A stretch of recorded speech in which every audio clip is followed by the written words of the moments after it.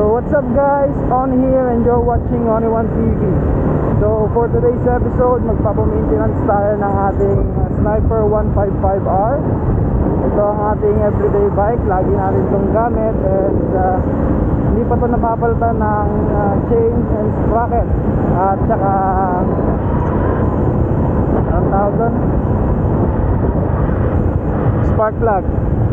Bale, ang natakbo niya na ay 7,857 and wala pa rin siyang maintenance. Ang pinakang maintenance niya lang ay change oil. So ngayon, reregaluhan natin itong ating Sniper 155.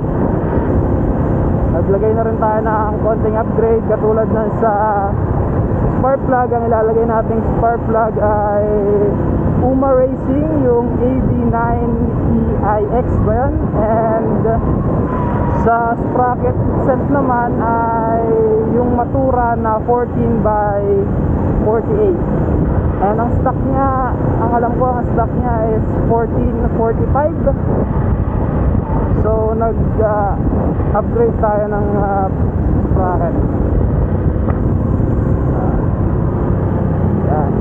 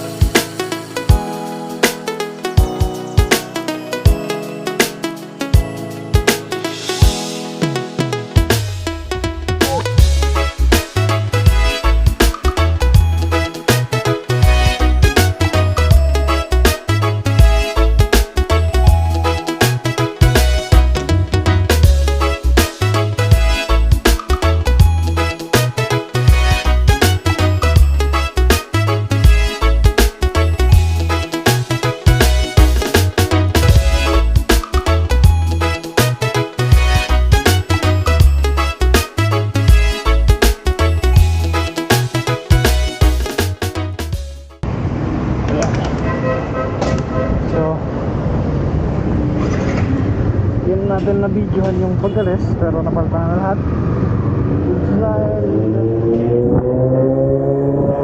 Ganda.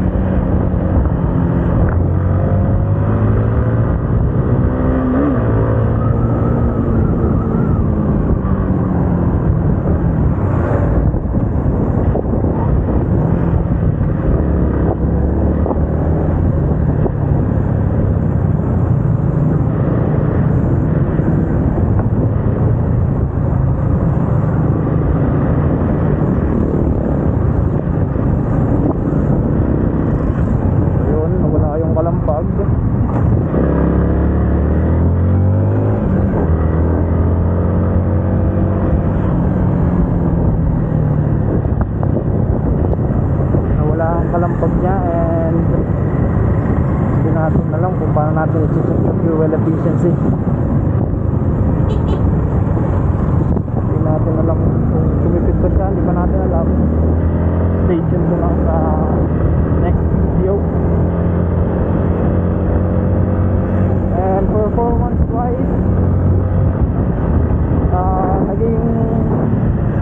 naging mas responsive yung throttle niya. Gada piga may bigay. Although okay pa naman daw yung ating spark plug, pero palitin na rin. Yan. Wala na yung naririnig kong kalampag sa kadena. Good news. Ayan.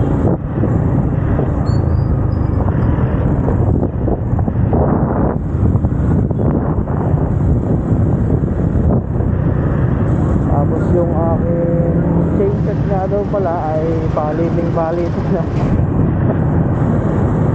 Hindi ko rin wala rin akong masabi kasi 17,000 na yung natakbo eh. Mag 18K na. Saka lang natin napalitan. Kasi ay pang everyday bike na family. Hindi lang na sa akin, kundi papa ko din.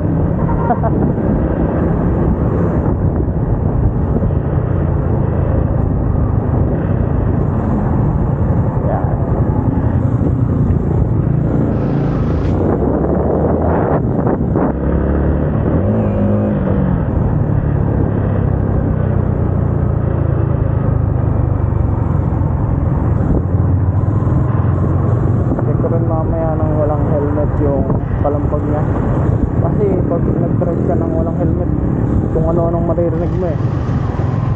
Talagang mas marami kang mapapakinggan. Kahit yung mga dapat hindi mo mapapakinggan mo pag wala kang helmet. Try natin mamaya ng walang helmet, pero sa amin lang, para safe. Huwag magdadrive sa highway ng walang helmet, lalo nang huwag magdadrive ng mabilis ng walang helmet. So yun lang for today's video. Sana nag-enjoy kayo. Don't forget to like and subscribe.